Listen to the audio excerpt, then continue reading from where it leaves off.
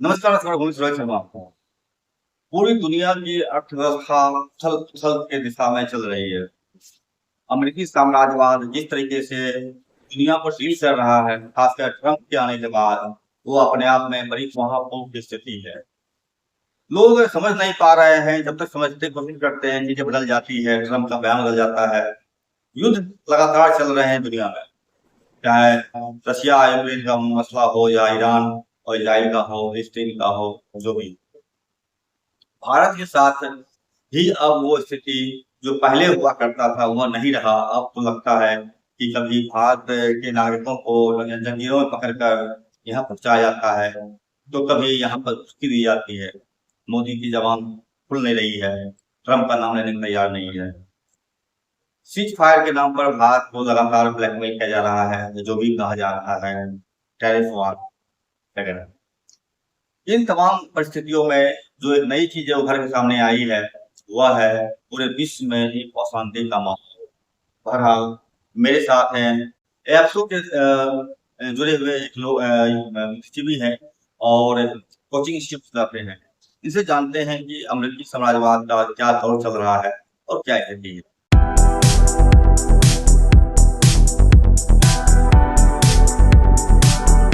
Sir, आज जिस तरह से भारत में या पूरी दुनिया में अभी समाजवाद का एक बहुत चल रहा है, उसके नए-नए दावे प्रति दावे चल रहे हैं। तो इन चीज़ों को आप किस रूप में देख पाते हैं? क्या अभी भी समाजवाद दुनिया को अशांति की राह में ले जा रहा है या फिर नए तरीके का परिवेश बनाने की कोशिश चल रही है? देखिए, साम्राज्यवाद का जो पहले तौर तरीका था वो बिल्कुल बदल चुका है। अब जो साम्राज्यवादी देश हैं वो देश काम नहीं कर रहा है, उसके पीछे जो कॉर्पोरेट है और कॉर्पोरेट के जो इरादे हैं वो काम कर रहे हैं, वो मुखरता से सामने आ रहे हैं। और ऐसा नहीं है कि भारत पर जो टैरिफ विवाद चल रहा है और वो बहुत नया है, बहुत पहले से ही चल रहा है। जैसे ही भारत ने DST digital service tax Facebook Google जैसे पे फेसबुक और गूगल की सेवाओं पे लगाया था, उसी समय से टैरिफ को लेकर के लगातार दबाव बनाया जा रहा था मल्टीनेशनल कंपनीज के जो। और अब जहाँ कहीं भी अभी अभी आप जो चर्चा कर रहे थे कि हर जगह अशांति है, तो उस अशांति के पीछे अब टेरिटोरी पर कब्जा करने की नियत नहीं है। अब है कि उसका हम कैसे दोहन करें, आर्थिक दोहन कैसे करें, इसको लेकर के कॉर्पोरेट का दबाव वहाँ की सरकार पर पड़ता है और वहाँ की सरकार उस तरीका से एक्शन लेती है। भारत में भी अगर आप देखेंगे तो भारत के जो सरकार है, भारतीय सरकार मुंह नहीं खोलती है, तो कहीं ना कहीं वो कॉर्पोरेट का दबाव भी उनको भी प्रेशराइज किए हुए, जिसके कारण से वो मुंह नहीं खोलती। जी। अच्छा, एक तो ये वो जिस तरह से भारत में सिंदूर करके ऑपरेशन किया गया था और उसके बाद किसी ने भी जबान तक नहीं खोला कि कितने हमारे विमान में घटना हुए, कितने पायलट मारे गए, सीज फायर हुआ तो क्यों हुआ। और ट्रंप ने 30-35 बार बोल दिया कि मैंने सीज फायर किया है। तो इसको लेकर के संसद में सवाल जवाब निकले, लेकिन जिस तरीके से सिंदूर के बहाने एक नया दृश्य क्या करने की कोशिश किया था देश के अंदर में, उसको आप किस रूप में देखते हैं? देखिए, जब कभी भी कॉर्पोरेट काम करता है तो वह उन्माद पैदा करने की कोशिश करता है। वो उन्माद किस तरीका से पैदा करता है कि लोगों की भावनाओं से खेलने का काम करता है।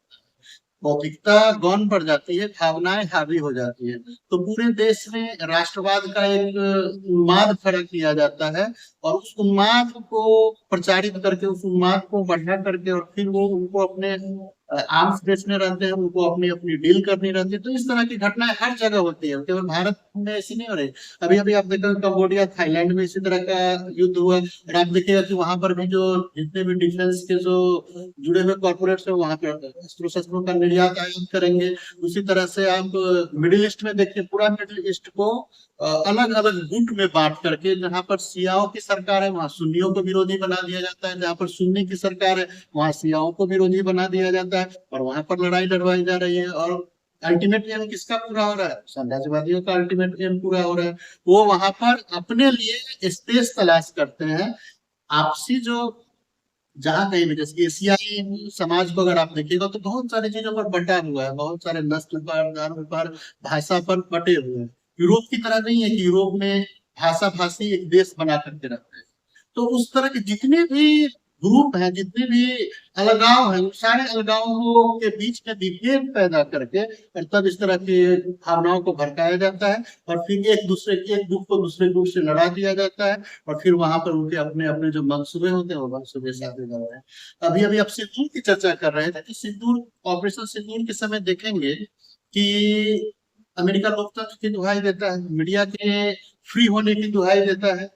सबसे पहले विमान के गिरने की जो खबर थी वो वायर के पोस्ट पर एक शुरुआत हुई थी उसके आने की और वायर को प्रतिबंधित कर दिया गया।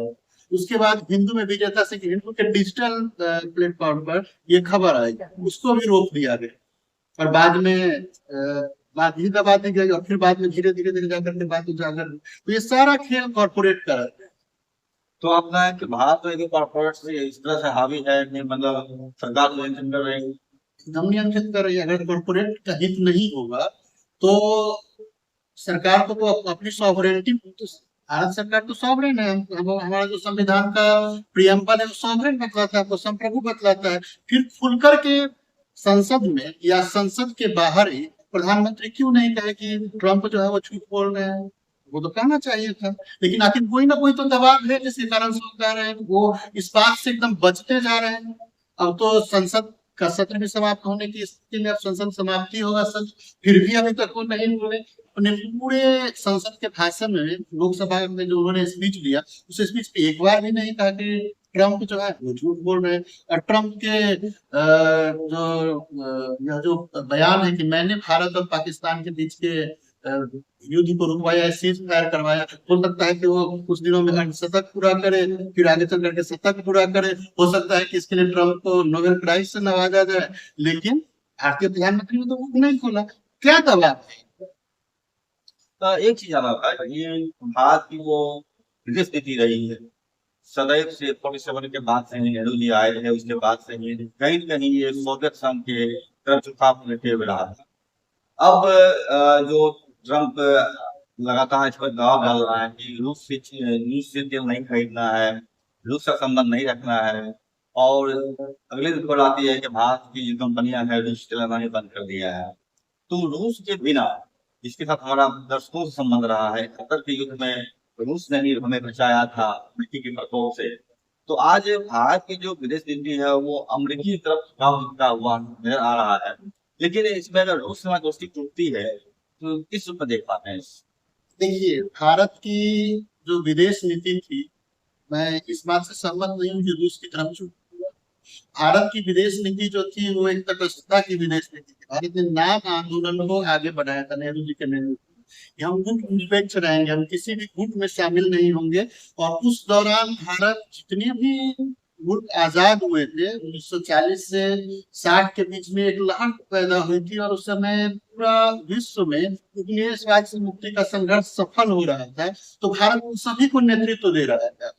भारत के नेहरू थे, मिस्र के कर्नल नासिर थे, यूगोस्लाविया के मार्शल टिटो थे। इन लोगों ने नाम मूवमेंट को आगे बढ़ाया था। सुहार्तो थे इंडोनेशिया के, सबने मिलकर के उसको आगे बढ़ाया था और एक मजबूत संगठन के रूप में नाम आगे बढ़ाया। फिर जब 1962 की लड़ाई हुई, यूएसएसआर ने भारत का कोई मदद उस समय नहीं किया, लेकिन आगे चल करके भारतीय जो भारत में जो विकास का मॉडल अपनाया गया था, इसने मिश्रित अर्थव्यवस्था को अपनाया था। और इस मिश्रित अर्थव्यवस्था में जो पब्लिक सेक्टर का डेवलपमेंट था वह रूस से प्रभावित होकर के चल रहा था, और जो प्राइवेट सेक्टर का डेवलपमेंट था वो कैपिटलिस्ट इकोनॉमी से प्रभावित होकर के चल रहा था। तो इस दोनों के सामंजस्य से हमारी अर्थव्यवस्था आगे बढ़ रही थी। अब जब रूस सोवियत संघ का पतन हो गया और उसके बाद विश्व एक ध्रुवीय होना शुरू हुआ, उस दौरान भारतीय पॉलिसी और खास करके 2014 के बाद से जो भारतीय पॉलिसी है वो अमेरिकी परस्त होती चली गई, और वो अमेरिकी परस्त होती गई तो उसके पीछे भी यही कॉर्पोरेट्स ही काम कर रहे हैं। और इसके कारण से धीरे धीरे धीरे हमारी निकटता अमेरिका के साथ बढ़ी। रक्षा डील में हालांकि अभी भी सबसे ज्यादा अगर हम रक्षा सामग्री का निर्यात करते हैं तो रूस के साथ ही करते हैं। आयात में, सॉरी, रक्षा सामग्री का आयात जो करते हैं वो रूस के, ये सबसे ज्यादा रक्षा समझौते हैं और रक्षा सामग्रियों का आयात चल रहा है। लेकिन लगातार अमेरिका के द्वारा यह दबाव बनाया जा रहा है दो फ्रंट पर, केवल रूस ही नहीं, ईरान को लेकर के भी भारत पर लगातार अमेरिकी नजर तिरछी होती रही है। तेल की आयात को लेकर के, ईरान से आयात आप बंद कीजिए और रूस से आयात कीजिए। एक सवाल था कि ये जो रशिया के साथ चल रहा है विदेश नीति, लेकिन भारत का जो विदेश नीति है, भारत एक पड़ोसी राष्ट्र है। एक प्रधानमंत्री वाजपेयी ने कहा था कि आप दोस्त बदल सकते हैं, पड़ोसी नहीं। मनमोहन सिंह। मनमोहन सिंह है, अच्छा।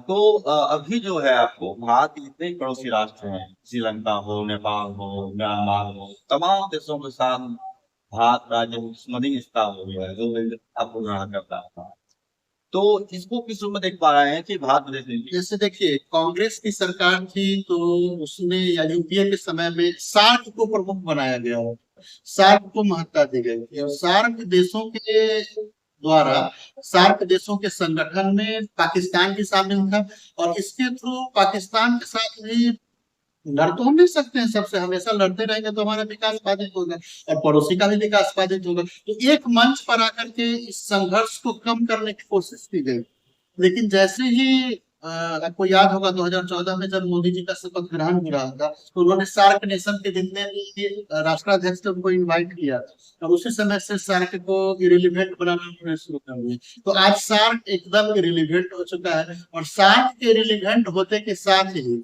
इस पूरे क्षेत्र में भारत का, बांग्लादेश हो, श्रीलंका हो, भूटान, नेपाल हो, हर जगह भारत का जो भारत के साथ जो गर्मजोशी का रिश्ता था वो सारा रिश्ता ठंडा पड़ता चला गया और इसके जगह पर आप देखेंगे तो सभी जगह पर चीन जो है वो अपने PRI, build and road initiative के थ्रू उन सारे जगहों पर एक लंबा इन्वेस्टमेंट, ह्यूज इन्वेस्टमेंट कर रहा है और उस इन्वेस्टमेंट के सहारे वहां पर अपना समझिए कि एक तरह से अपनी पैठ को बनाते चला जा रहा है और वहां की इकोनॉमी को प्रभावित कर रहा है। भारत को जो लाभ था उन सारे लाभ से भारत वंचित होता चला गया। एक चीज कहा जाता है कि भारत जो है ये कंटिनेंट जैसा है, वो महाद्वीप बोला जाता है, जहाँ बहुत भी बड़े बड़े राज्य में, इतने बड़े राज्य हैं कि यूरोप में तो उतने बड़े देश हुआ करते हैं।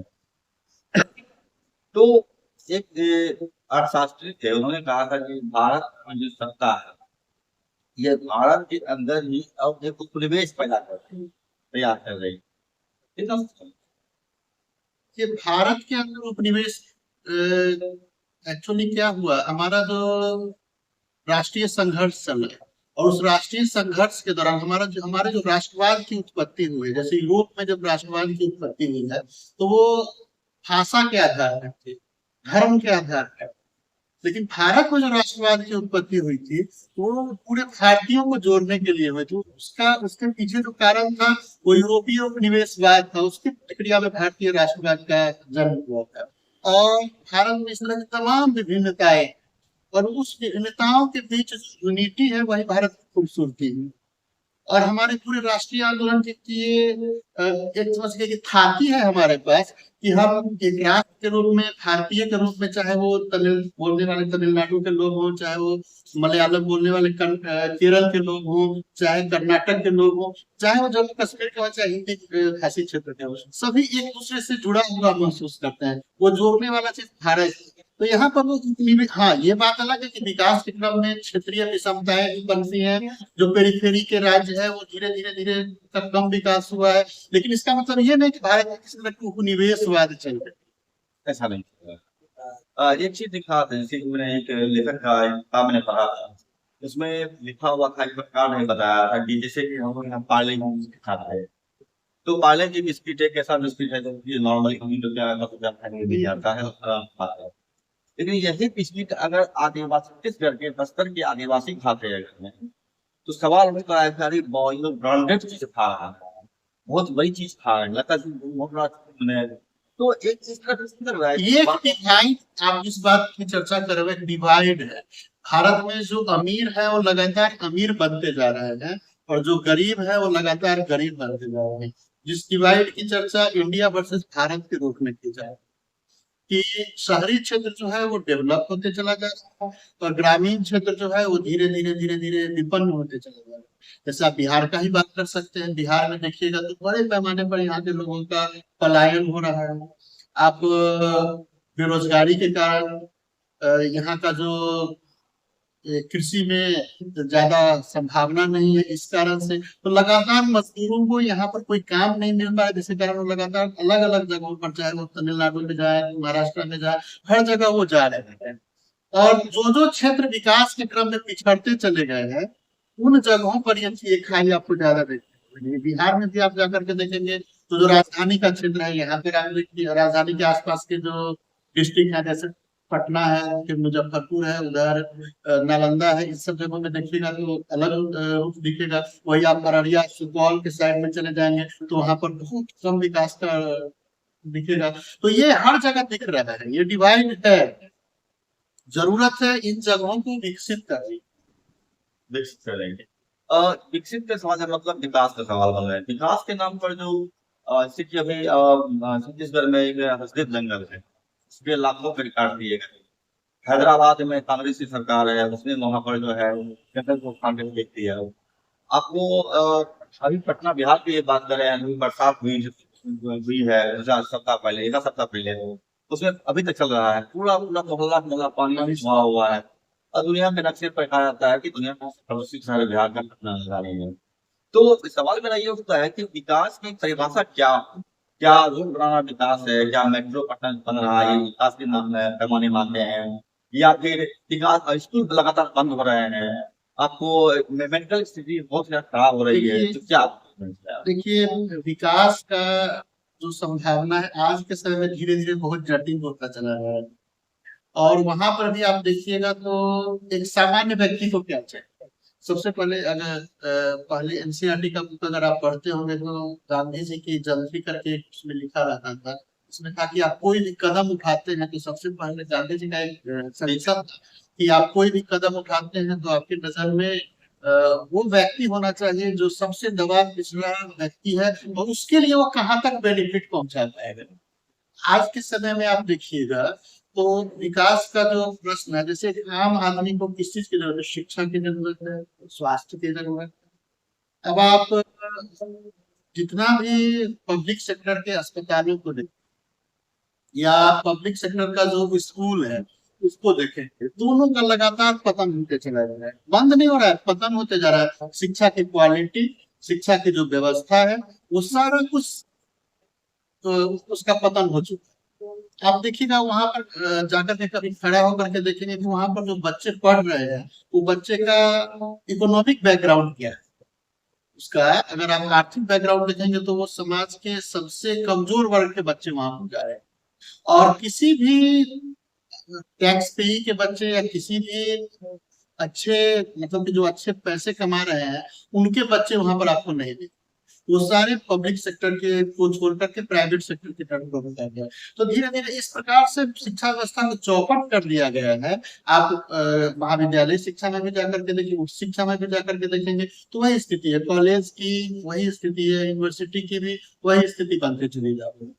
और धीरे धीरे या फिर स्वास्थ्य के क्षेत्र में जाकर के देखेंगे तो जितने भी पीएचसी है, जितने भी अस्पताल हैं, सरकारी अस्पताल है, सरकारी जितने भी, चाहे आप एनएमसीएच में चले जाइए पटना में, या पटना में कहीं पीएमसीएच में जाकर के देखिए, हर जगह आपको वही चीज देखने को मिलेगा। तो वहां पर वो डिवाइड एकदम स्पष्ट रूप से दिख रहा है। नहीं, विकास का मतलब क्या? विकास का मतलब क्या? विकास का मतलब है कि उनका विकास होना चाहिए, और विकास का यहाँ पर जो है ये प्राइवेट सेक्टर का, बड़े-बड़े कॉर्पोरेट्स का विकास हो रहा है। यहाँ पर वेदांता पारस जैसे हॉस्पिटल जो है वो लाखों की आमदनी, उनकी करोड़ों की आमदनी उनकी हो रही है, उनके डॉक्टर्स की करोड़ों की आमदनी हो रही है, लेकिन क्या स्वास्थ्य सेवा लोगों तक पहुंच पा रहा है? नहीं पहुंच पा रहा है। तो हम कैसे कहेंगे ये विकास? ये तो विनाश हो रहा है। आपने एक वर्ड बोला था कि मतलब बंद नहीं हो रहे हैं स्कूल। नहीं, स्कूल बंद हम करें, बंद नहीं हो रहे हैं। मैं बहुत दिखा देता हाँ, हूँ। बच्चे हम ये नहीं करें, इनकार नहीं करें कि बंद नहीं हो रहे हैं, बंद भी हो रहे हैं और उनकी क्वालिटी भी बिगड़ रही है। हम केवल बंद होने पर केंद्रित नहीं करें, जो खुले हैं उनकी क्वालिटी को भी देखें, उनकी क्वालिटी में डिटोरिएट कर रहे हैं। क्वालिटी है ऐसे हम हम लोग प्राइवेट स्कूल के नहीं, उसी सरकारी स्कूल से पढ़ करके आए, लेकिन हमारे बच्चे उस स्कूल में नहीं जा रहे। क्यों? क्योंकि उसकी क्वालिटी खत्म हो चुकी है। मैं आपको आंकड़ा देता हूँ, बिहार में 712 एकदम मैं सहमत खर्च के नाम पर बंद कर दिया गया। सहमत हूँ। उत्तर प्रदेश में 5000 स्कूल बंद कर दिया गया, सहमत। 10,000 बंद कर दिया गया, असर का रिपोर्ट ही आया था कि बंद किए जा रहे हैं। 55,000 गुजरात में बंद कर दिए गए हैं। तो स्कूल बंद हो रहे हैं।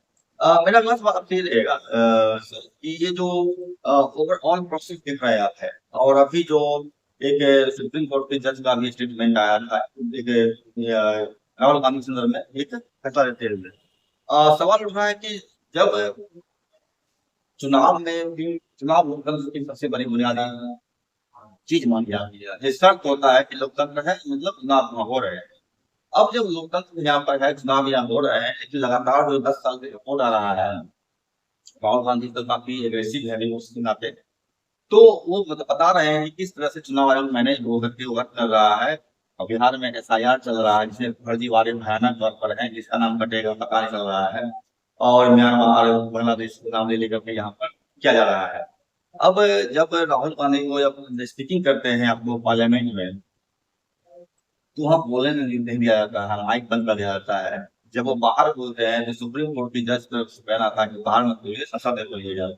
तो मतलब बोलने की आजादी पर भी उन लोगों पर लगाया जाता है जो कि शासक वर्ग का ही हिस्सा है। जनता पार्टी भी नहीं, जनता नहीं है, पूरा हिस्सा है। तो आप ऐसे में जब चुनाव पर ही क्वेश्चन मार्क लग रहे हैं, चुनाव आयोग मैनेज हो रहा है, सुप्रीम कोर्ट मैनेज हो रहा है, तो क्या लगता है कि लोकतंत्र कितना बचा है उस स्थिति में, जबकि आज से कुछ साल पहले सुप्रीम कोर्ट के 4 जजों ने निकल कर बाहर बोला था कि भारत का लोकतंत्र खतरे है, जनता बचाएं इसको। देखिए थोड़ा सा संशोधन करते हुए आपकी बात में, आपने कहा कि चुनाव, मैं कहता हूँ चुनाव और ये हर जगह होता है, लेकिन फेयर चुनाव लोकतंत्र की शर्त, निष्पक्ष चुनाव होना लोकतंत्र की शर्त। चुनाव तो ईरान में भी हो रहा है, चुनाव तो रूस में भी हो रहा है, तो क्या हम कहेंगे कि वो लोकतंत्रात्मक देश, कहेंगे कि वो गणराज्य है? तो चुनाव के साथ साथ क्या है कि निष्पक्ष चुनाव हो। अच्छा, दूसरी बात की जिनकी अभी हम चर्चा कर रहे थे कि राहुल गांधी के द्वारा जो प्रश्न उठाया जा रहा है, तो वो आंकड़े पर आधारित प्रश्न, महाराष्ट्र चुनाव को लेकर के या हरियाणा चुनाव को लेकर के जो आंकड़े चुनाव आयोग के द्वारा जारी किए गए, कितने प्रतिशत वोटिंग मिली, और फिर जब काउंटिंग के समय वो प्रतिशत उससे अलग आ रहा है, इस बात को लेकर के ऊपर उठाया जा रहा है, जहां पर चुनाव आयोग ने अभी तक उसका कोई स्पष्टीकरण नहीं।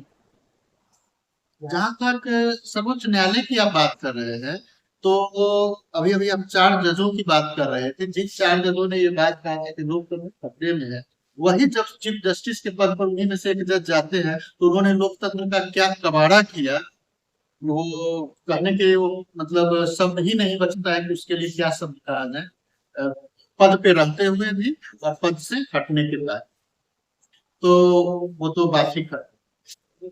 सुप्रीम कोर्ट इस बात को निर्धारित करने वाली संस्था नहीं है कि राष्ट्रभक्ति क्या होगी और देशभक्ति क्या होगी, और आपको क्या सवाल उठाना चाहिए और क्या सवाल नहीं उठाना चाहिए। सुप्रीम कोर्ट के पास ये अधिकारिता नहीं कि हम संसद में, क्योंकि आप देखेंगे कि संसद में जो कुछ भी बोला जाता है, संसदीय कार्यों के अंतर्गत जो कुछ बोला जाता है, उसको संवैधानिक संरक्षण हासिल है। आर्टिकल 105 को पूरी स्वतंत्रता देता है, वो उनका संसदीय विशेषाधिकार है कि वो संसद में किसी भी विषय पर बोल सकते हैं और उनको रोका नहीं जा सकता है। तो ये सर्वोच्च न्यायालय के अधिकार क्षेत्र से बाहर की चीजें है। सर्वोच्च न्यायालय इस तरह की टिप्पणी नहीं कर सकते, अगर वो कर रहे हैं तो संवैधानिक मर्यादाओं का उल्लंघन कर रहे हैं। एक सवाल है मेरा, आप शिक्षक भी हैं, पढ़ाते भी हैं, कोचिंग सेंटर में बच्चों को पढ़ाते हैं, आप अपने अनुभव से देख पा रहे हैं कि हर आए दिन जो है क्वेश्चन पेपर लीक हो रहे हैं, छात्र आंदोलित होते हैं, सवाल करते हैं, काटियां बरसाती है, ना तो समस्याओं के लिए अगेंस्ट निकलते हैं और ना ही उनके लिए नुकसान होता है, बस डंडे लाने से बात होती है उनके। पिछले दिनों देखा था मैंने, कई महीने तक छात्रों ने एग्जाम को लेकर के धरना दिया था ददरी बाग में, फिर भी उनको जलते हैं, अब लाठीचार्ज करते हैं, मारते हैं, पीटते हैं, भगाते हैं, उसको जेल भेजते हैं। वह सवाल ये है कि शिक्षक न होना चाहिए कि अगर छात्र या कोई भी समुदाय, किसान हो, युवा वर्ग, उनकी समस्याएं जब वो रिप्रेजेंट करते हैं, तो समस्याओं को सुनने की वजह जब उनकी पिटाई होती है, तो क्या यह नहीं लगता है कि उसके अंदर आप आक्रोश कर रहे हैं व्यवस्था के खिलाफ, ताकि उसका सुखा लें और नई ग्रोथ ग्रोथ तैयार कर लें। देखिए, 1 साल पहले बांग्लादेश में सत्ता परिवर्तन, तो सत्ता परिवर्तन के पीछे अगर देखेंगे तो मूल बात क्या है? मूल बात छात्रों का आंदोलन था, और यही वहाँ के पब्लिक सर्विस कमीशन के द्वारा जो परीक्षाएं ली जा रही थी, उसमें जो आरक्षण दिए जा रहे थे, उसमें जो क्वेश्चन लीक हो रहा था, उसमें जो भ्रष्टाचार था, इसी को लेकर के आंदोलन की शुरुआत हुई थी। और वही आंदोलन इतना तेजी से आगे बढ़ा कि जो वहाँ पर सत्तासीन थे शेख हसीना वाजिद, उनको वहाँ सत्ता छोड़ करके भागना पड़ा और सत्ता परिवर्तन हो गया आपके पड़ोस में ही है। भारत में ऐसा क्यों नहीं हो पा रहा है? और तरह तरह के युद्ध आंदोलन करते हैं, वो आंदोलन उसी तरीका से क्यों उसका दमन करते हैं? तो आप देखेंगे कि इनका संगठन का अभाव है, लोग संगठित होकर के आंदोलन नहीं करते, और आंदोलन के पीछे कोई एक विजन है नहीं होता है कि हमको किस विजन के साथ किस आंदोलन को करना चाहिए। नहीं तो आप देखेंगे कि पूरा का पूरा तंत्र इसमें मिला हुआ है, और पूरा तंत्र आप देखिएगा कि नीट का पेपर लीक हुआ और सर्वोच्च न्यायालय का जो ऑब्जर्वेशन था कि सबने माना कि हाँ पेपर लीक हो गया, लेकिन एग्जाम रद्द नहीं किया। जब सर्वोच्च न्यायालय ये काम कर रहे थे और उसके बाद भी लोग उसको स्वीकार कर ले रहे हैं, उसके बाद वो छात्र उसको स्वीकार कर ले रहे हैं, तो अब हम इस पे क्या कर सकते? बताने के लिए ही नहीं था। अच्छा, एक सवाल मैं अंतिम में पूछ लेता हूँ। बताते हैं लोग कि अगर हाथ छोटी में आपकी छोटी समस्याएं हैं, अगर उसका अगर हल जानना हो अंतर्राष्ट्रीय पॉलिटिक्स को देखो, तो क्या लगता है कि छात्रों के साथ जिस व्यवहार हो रहा है, किसानों के साथ जो व्यवहार हो रहा है, या मजदूरों के जो श्रम के घंटे 8 थे उसके दौरान 12, 14, 16 करने की बात चल रही है, ये तमाम प्रक्रियाओं में क्या दिखता है कि विदेशी शासक जो अमेरिकी साम्राज्यवाद है या कोई भी है या गवर्नमेंट घराने कितना उसका हस्तक्षेप होता है? अच्छा, देखिए, चलिए, बहुत अच्छा बात आपने शुरू किया। श्रमिकों से ही शुरू करते हैं। श्रमिकों की जो घट 8 से बढ़ा करके 12 किया जा रहा है। आपको ये पता है कि भारत में श्रमिकों का जो टाइम था, जब भारत में उद्योगों का स्थापना हुई थी और कॉटन मिल्स में 14 घंटे 16 घंटे काम किया जाता है, तो आपको पता है कि क्यों उनका कम किया गया? वो कम किया गया था लंका शहर के या मैनचेस्टर के जो उद्योगपति थे, उनके दबाव है, उसमें औपनिवेशिक व्यवस्था के अंतर्गत इनका जो काम का समय कैसे कम किया गया। तो 14 घंटा से 10 घंटा और 8 घंटा जो किया गया था, उनके दबाव में किया गया था। बाद में आके श्रमिक संगठनों ने संघर्ष करके बहुत सारे सामाजिक सुरक्षा और बहुत सारे श्रम कानून बनवाए गए, और 2019-20 में तमाम श्रम कानूनों को बदल करके कोडिफाई करने के इरादे से एक जगह किया गया, और बहुत सारे परिवर्तन कर दिए गए। और बड़ा आपको आश्चर्य होगा कि राष्ट्रपति का सिग्नेचर होने के बावजूद भी आज तक उसको लागू नहीं किया गया। 2019-2020 में वो चारों श्रम को पारित हो गए, लेकिन आज तक कहीं नोटिफाई नहीं हुआ है, आज तक लागू नहीं किया गया। तो ये सारा काम वही बढ़ाते कि ये सारा काम उद्योगपतियों के आदेश पर, उद्योगपतियों के दबाव पर, सरकार पर। और जब तक सभी संगठित होकर के इसका विरोध नहीं करेंगे, चाहे वो श्रमिक हो, चाहे वो किसान हो, चाहे वो छात्र हो, चाहे इस देश के नागरिक हो, जब तक वो इस पर जागरूक नहीं बनेंगे और जब तक जागृत होकर के उसका विरोध नहीं करेंगे, तब तक यह व्यवस्था उनका शोषण करेगी। एक सवाल बना रहेगा यहाँ पर, मैं मंत्री कर रहा हूँ, अंतिम होने जा रहा है। मेरा एक सवाल रहेगा, जैसे कि आप आजादी की जब बात करते हैं, आजादी की कीमत, वो कीमत खून में तय होता है, कितनी खून वगैरह है।